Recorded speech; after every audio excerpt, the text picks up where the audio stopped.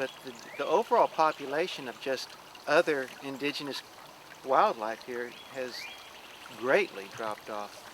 You know, we used to have our backyards regularly kind of ripped up by skunks.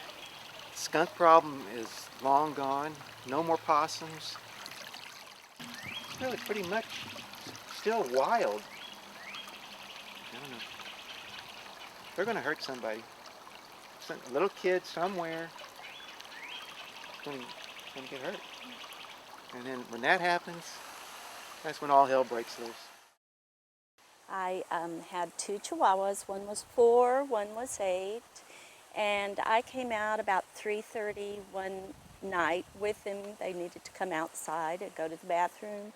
And I was stepping down the stairs and they went running out into the yard barking and were carried off by what I assume is coyotes. I didn't see the coyotes, but I heard my little dogs yipping and I followed them down to the creek. They went down to the creek very fast. I felt awful. I loved my dogs and they were helping me through a rough time in my life at that time and were what I felt was protection with their barking and company. They seem to be growing in numbers, and their frequency is definitely increasing.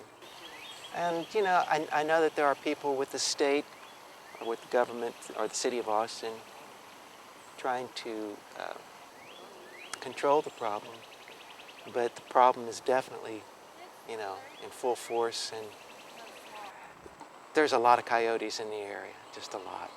Well, coyotes have lived in the area and all around us for a long time, and they do very well in suburban areas. So it's not necessarily a case of us encroaching on them. A couple of years ago, we had a report that people were having pets being taken by coyotes. Pets were sometimes taken while the people were walking them.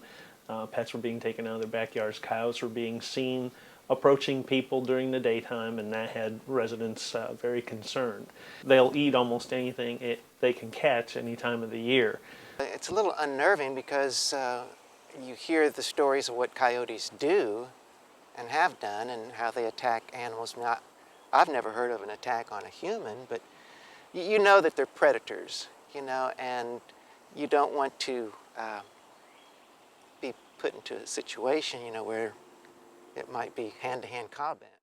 I do think there's a lot the city could be doing. I know they're trying to trap them, but that doesn't seem like enough. I think this area has had so many sightings that they really need to focus on this area.